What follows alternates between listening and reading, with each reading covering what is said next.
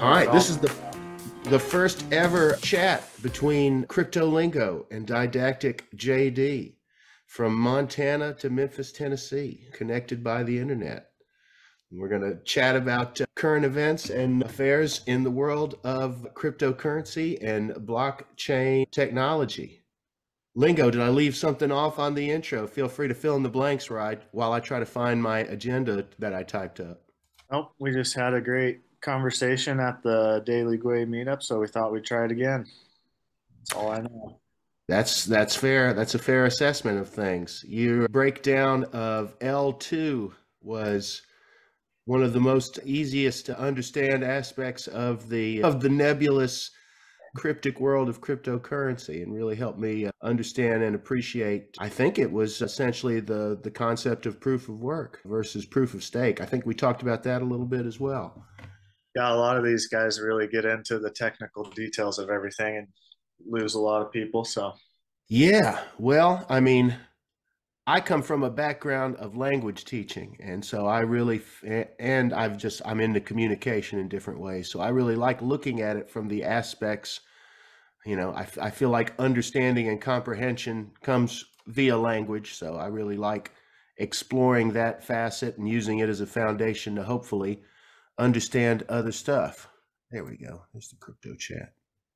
yeah, that's actually why I made the name Crypto Lingo. It's like you're learning a new language. Dude, for real. Man. Okay, so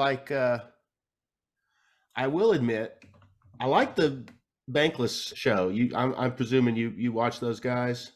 Yep. I really like that show a lot and feel like I can follow along largely, for the most part. Not everywhere, but they do a pretty good job of making it understandable. So I appreciate that. Yeah, they're a great resource for sure. Who else do you enjoy in terms of your daily or weekly consumption of news and education? I'm up for Actually, I'm going to take notes while you do this. I watch them all, man. I pay for YouTube Red. That way I can lock my phone in my pocket and listen to the audio. Oh, okay. And so I just listen to them all day long. I come from construction, so I was able to just put headphones in and kind of pay attention to something else the whole day. And man, that must help the time pass, dude. oh yeah, yeah, it's nice. So Ugh. I try to listen to them all. I try to get a little bit of everybody's opinion. And Okay. Well, give me three that you like, or yeah, give them a shout out on here that you can't. Three must-haves. You're on a desert island. YouTube Red says you can only have 3 subscriptions. Who you taking with you? definitely the Daily Gway. Okay. Pretty technical, but Yeah, it is. It is. once you Did you understand, see we made the episode yesterday? Did you see that? yeah, the picture. Yeah, he opened with that picture that we're both in. The That was shitty pretty thing is cool. actually I'm on the other side of the door. Oh no. I missed out. I went Oh, to go grab a bite to eat, and I came back, and he was standing up there, and I was like, "No." dude, that's a bummer. Well, that explains why I couldn't find you in the picture. Yeah, I was like, is it that dude on the right? But okay, so that explains it. Well, the event that we both attended and consequently made one another's acquaintance, made the intro to his episode yesterday. And you're right, it's technical talk. It's hard to follow along. I already told you, I got to listen to it at 0.75 to sort of just keep up. But I sort of want to annotate almost every sentence. But you know what? It's getting easier each time through. And what do you think? So it's mostly, I don't want to speak. Is this, where does he source his talking points from for the most part? a lot of his his video is basically him just going through his tabs on his computer, and a lot of it's just from Twitter. Oh, yeah. And you know what? Yesterday he was pulling from a lot of Twitter content. I didn't know if it was Reddit or I was under the impression that it may have been Reddit as well. Maybe it is. I'm not sure. All right. So there's one, the Daily Gway. What do we got for 2 others? Bankless is definitely up there. And then the third one would be pretty a little harder to pick. Those are definitely the top two, and then I'm gonna tell you who I like while you're thinking about a third one. I'm gonna try to search this guy's name. The British dude, is it Crypto King maybe? Or he's always wearing a Crypto King t-shirt. It's like a, Burger King play. But is it called? Let me see what I it's might not called. have seen this one. Really? It's man, it's high production quality, good education quality as well. And there is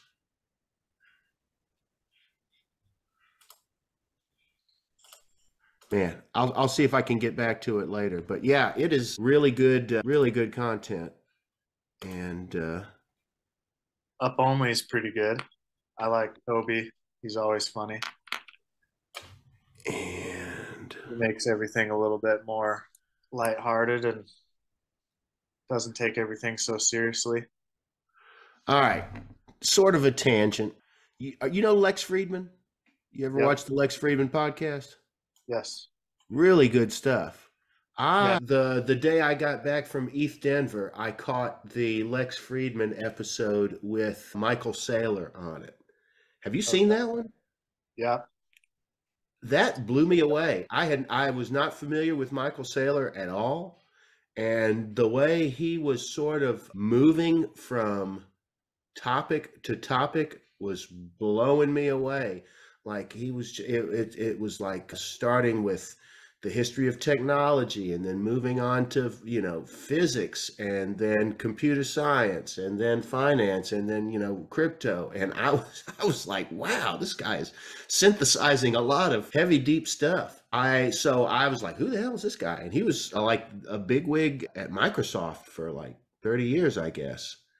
Yep. And now, what's his relationship with Bitcoin? I can tell he likes it. Yeah. He just started a fund, and I think one of the biggest funds, he basically has bought a bunch of Bitcoin Oh, okay. with So, other people's money. oh, that's right. These aren't corporations, so he's not going to be like, the CEO of Bitcoin or anything like that. That's not how it works.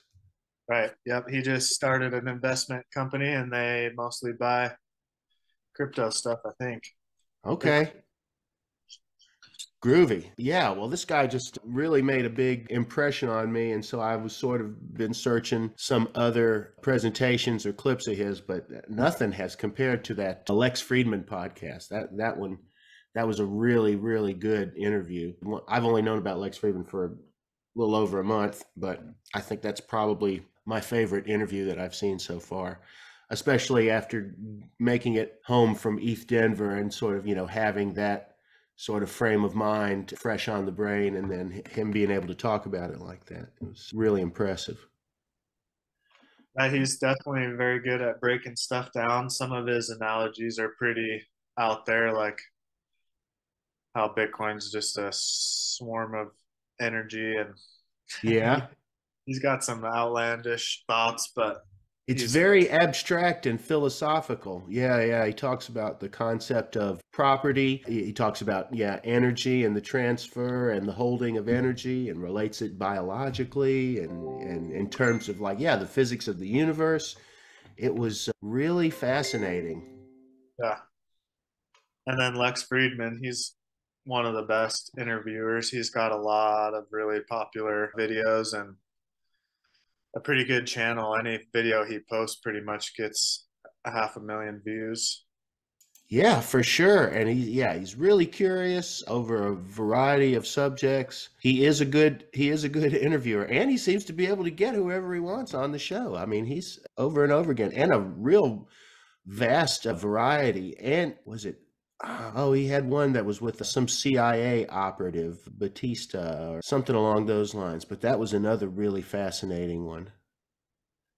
Yeah, they're all honestly, they're all really good. Even some of them that don't seem like they're, that by the title or whatever, it seems like it might be kind of boring. It seems like every single one of his interviews really gets into some deep information that is kind of nice to know. I've got the one of him with Sam Harris on the queue. And yeah, it also, okay, Coin Bureau. That was the name of the podcast or the channel I was trying to come up with. Coin Bureau is great. I love it. Yeah, he's good. He does He's a really definitely good number job. three, I'd say. What's that? He's definitely number three, I'd say. He's pretty good. He's just got a different take and doesn't really interview anybody, but spreads a lot of information and does a lot of like detailed analysis on reports and the Fed. Yeah, he does. I have seen, I mean, it's not interviews, but I have seen him pull in a couple of guest speakers from time to time. The one of his that I saw this morning, he had some guy come in and gave him about 5 or 6 minutes to talk and present. I think on speculating on future market behavior seemed to be where he was going with it, what to expect moving forward. Good. Man, nothing that anticipated what happened today. Everything I've heard for the last week is like, man, get your winter blanket. You better make sure the firewood's chopped. It's going to be long and cold before the springtime. But yeah, I've heard Bitcoin maybe making it down to 12. ETH maybe 8, something like that. But yeah, like major. And like I hear people talking about like a 4 or 5 year drought. I don't know. I'm not sure. If we had that, it would be because of the rest of the world, you know. Yeah, absolutely. And then everybody's talking about just the American relationship with the SEC and the Fed and securities. Which I would love some explanation of if we were going to talk about that, but why that's bad. But yeah, basically cutting the American economy, or at least the average American, out of participation in the crypto economy, which just seems bad. I don't know. Yeah, I think it's more of like the Jamie Dimon is pretty much, one of the top guys, and he doesn't want crypto because all of his money comes from the banking industry and collecting fees off people and all of that. And he's got a big hold in politics, so I think he's a little bit influential. Well, that sucks. Yeah, Who's this guy? Jamie Dimon? Yeah, the CEO of JP Morgan. Oh, so he doesn't even have a government cabinet position. He's just a financier of influence. Yep, he pays for the government probably. Okay.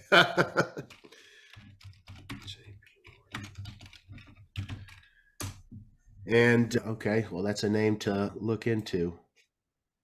He doesn't say anything good about crypto. He wants it, says it's trash and worthless, and you know Okay. what he's got to say to protect his banking empire. So what, because banks want people's money invested directly in them, they want to hold people's finances. Is that what's the crux of the matter?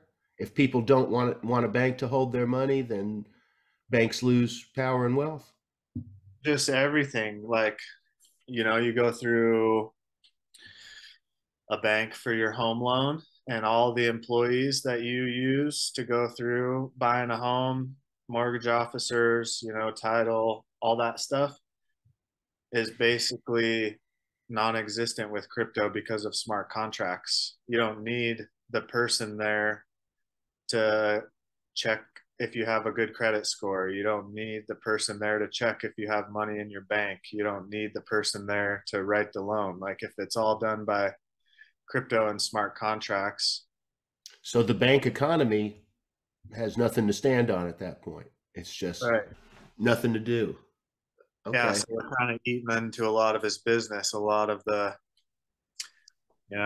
kind of taking a lot of his employees' work, and he's going to have to lay a lot of people off. Doesn't collect as many fees.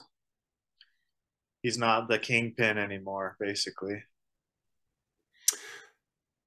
But there has been a migration, has there not, to of the finance of like experienced professionals from the financial sector. There has been a sort of a pretty significant migration in the last 4 or 5 years into, getting their feet wet and their hands dirty with crypto.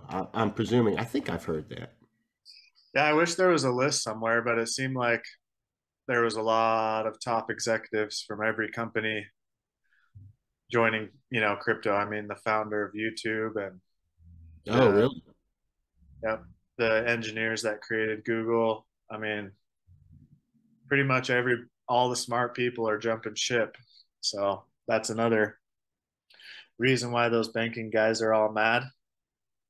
We're kind of just taking them out, taking their employees. All right. So I keep on running into these, what seems to me to be sort of counterintuitive or like a dichotomy. Okay. Digital currency, so governments largely around the world take a lot of issue. You see it in, I think, China, I think India, potential for America. But at the same time, I'm reading that almost every country is trying to develop their own digital coin. So why invest in that while you're simultaneously shit talking it? Or like, how is this working? Can you break that down? If they get to make a CBDC, it's like a centralized thing that they get to control again. It's the same thing as the banks. They have the system behind closed doors again. They can Okay. manipulate the numbers again. That's what's cool about like Ethereum and Bitcoin is it's all open for everybody and everybody knows the rules. But when they make a CBDC, they can put like say they give you a stimulus check of $1,500, they can put an expiration date on that money and say that you have to spend it within 6 months. I mean, that's like another, if they have control of the system, they can do a lot of different things. That's just one of the ways they can manipulate it. Okay. Yeah. Yeah. Decentralization is definitely a reoccurring tenet that I keep on running into over and over again. The more decentralized, the better. Right. Like what you were talking to me about that night, the more validators there are, the greater security that you have, the greater assurance that you have in the validity of the smart contract. Yep. Yep. If we all get to validate, if we all can sign up our computer to validate the blocks, then it's more secure. And if they would create a centralized blockchain that runs off of a computer, the size of a warehouse. And then nobody could sign up and validate because it would be too much. It would take too much computational power. That's another issue that I'm seeing is the relationship with security. Society for so much of our history finds a sense of security in a singular powerful leader, sort of a thing, like the biggest, baddest king with the biggest, baddest kingdom provides the most security. And a big part of the philosophy of the blockchain is like what we just said. The more you spread out the power, the greater the security is. It doesn't take an authoritarian figure to provide, benevolent security for everyone and all. It's extremely democratic. It's really a modernized man. It's really a modernized take on the principles of democracy, I think, or maybe even communism. I don't know. No, because in communism, the authority of the state, you still have a state and leaders. Sorry, trying to turn these off.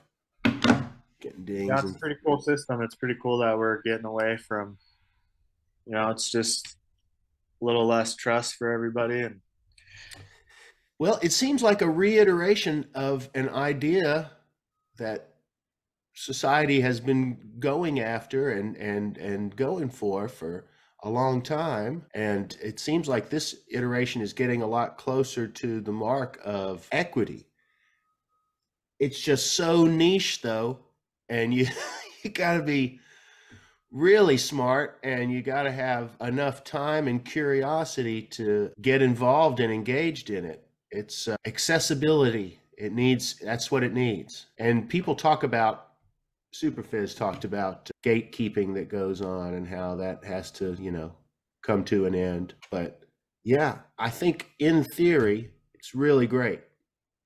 Just got to figure out how to disperse it, and but that's what's happening slowly. I like, even like Rocket Pool, that is a step in that direction. The accessibility of staking to people of less affluent means, to still be involved in the process and reap the yields of it.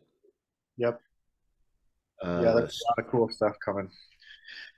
I think we're lacking on education, like there's always, you got to have schools to teach new things and stuff, and we're kind of missing like a place where somebody can go to ask questions.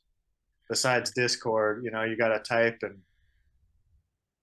it'd be nice. I think it would be cool to do like a Twitter space where people can just come in to ask questions, not necessarily a Twitter space to sell your right, product. shilling your whatever. Or somebody can come in and ask questions, Well, I'm going to go ahead and tell you, as somebody who worked in public education for 17 years, they are not on the front of anything. It is, government moves slowly. Yep. Bureaucracy moves slowly. Public education moves even slower than that, And unfortunately, as quickly as is the evolution of society as a whole at this point, as quickly as society moves, the bureaucracy of education just cannot keep up with it. It's going to take something outside of traditional structures to offer that education or provide it. And schools just suck at teaching personal finance or life skills in general. It's Yep. all very traditional, principles, and very, very soft on practical practical issues. Yeah. How do you make a good employee, basically? What's that? It's kind of about like, how do you make a good employee? What makes a good employee? Somebody that'll sit there and do their homework and get it 100% and study for the test and write in good English. And Oh, yeah. It creates drones. It does. It creates drones that are ideal in a soulless environment like the military or an assembly line. It's very much still in the model of the late industrial revolution, and it is not innovative in a lot of ways. And honestly, it depresses me.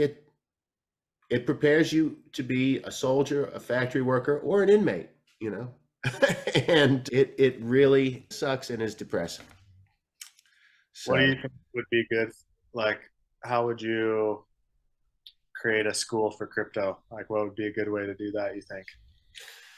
Just YouTube and Twitter Spaces. I mean, I'm going right now. That's what my skill set is. I'm trying to turn it over into creating online content. And, it has to be, you know, people have to be able to access it when it's convenient. People have to be able to go at a pace that matches their rate of learning.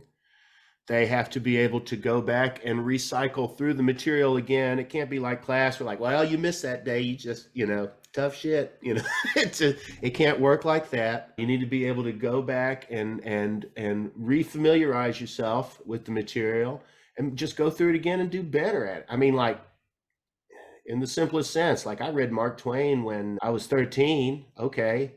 But now if I read it, it's hilarious and brilliant and philosophical. I mean, and just having the opportunity to go back and revisit the material is really gratifying.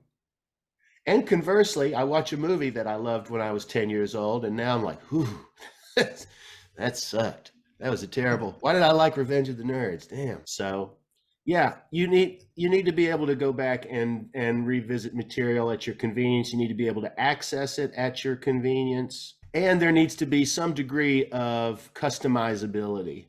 Or if not customizing it, you have to teach them on every front. You have to teach them visually. You have to teach them with audible language. We're running out of time. You have to teach them, there are 8 or 9 modes of learning. And okay, we got about 10 minutes. Yeah, that's cool. But you want to just try to reach them on every one of those modes of learning, because some people it's going to click one way and other folks it's going to click another way. That makes sense.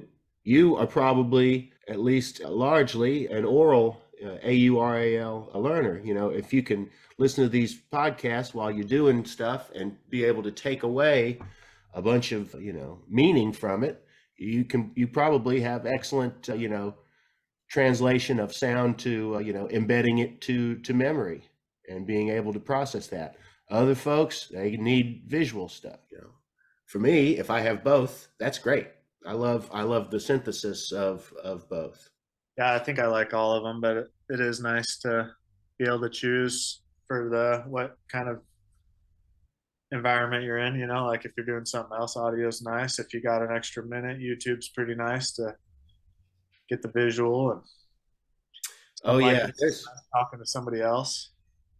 there's a lot of times where somebody's telling me about how someone's related to them. It's like, I need a graph. She's your cousin's aunt's best friend's mother-in-law. It's like, okay. I need a chart to figure out those degrees of relationships and how to represent that. Man, so this was after we got past the tech stuff, this was a pretty good open warm-up.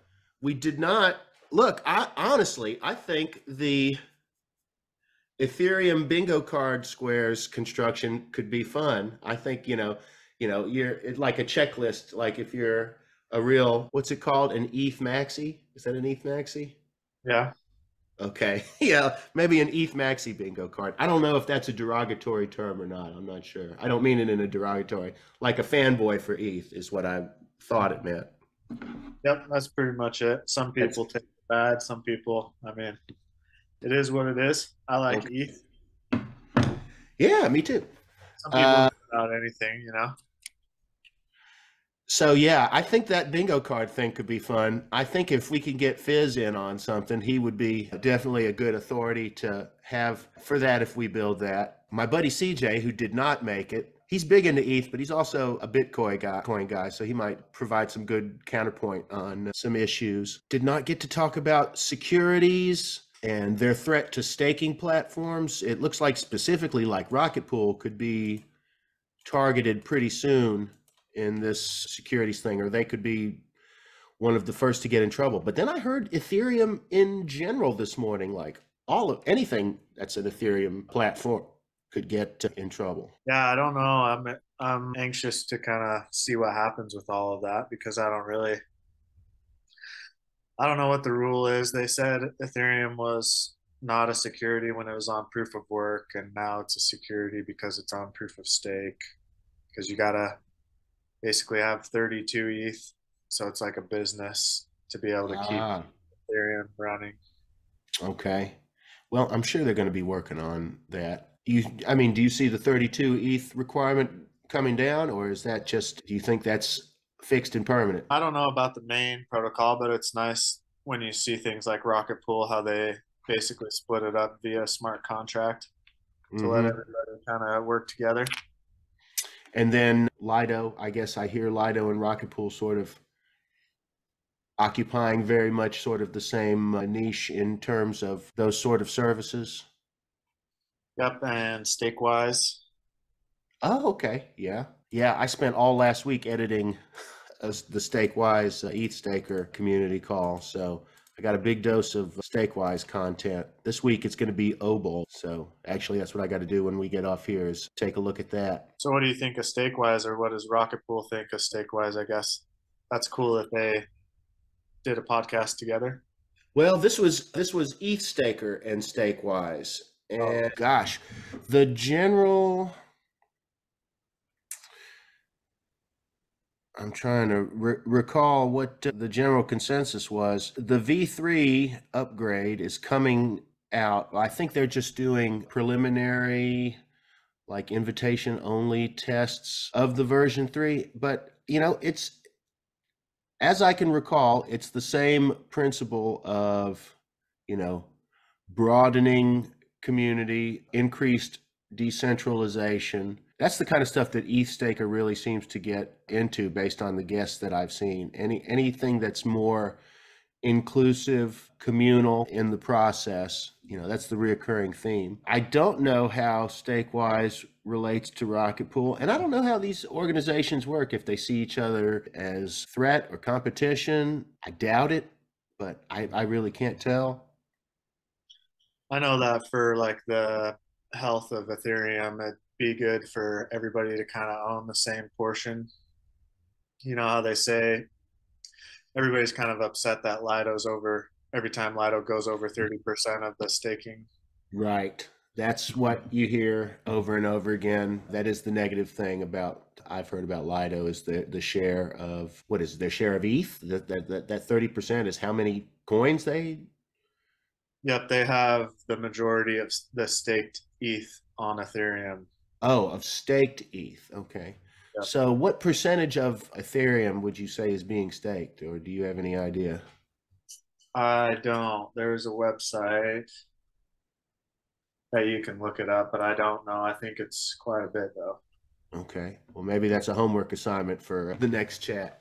That's Yeah. cool. Yeah, let's see. We got 2 minutes. But yeah, I wonder about that. I don't know anything about the new Rocket Pool Atlas thing. That I heard. Do you watch Rocket Fuel or listen to Rocket Fuel at all? I've just started. I started at the very beginning, so I'm trying to get caught up on all of their Okay. videos. Did you know that I got to edit Whack Attack's Denver blog or a vlog? Awesome. That Yeah, was that's fun. awesome. He's a nice guy. Oh, I met him the same night I met you at the Daily Gway dinner thing. But yeah, real nice guy. I have not. I've watched a couple of episodes, but yeah, I need to get that more in the rotation. That's hard to add a new one, especially when there's 100 videos to catch up on. But Yeah, only so many hours in a day, unfortunately. yeah, and like you said, it's just so much information. There's just never stops. Yeah, and like we were talking about education, different people have different amount of RAM, so you need to have processing time. You got to allow for the info to process. But we're down to a couple of seconds. Until next time, good chat, and we'll be in touch. I'll send you a link so we can watch the recording. Awesome. Sounds All good. right. Thank you. Be well, man. Later. See ya.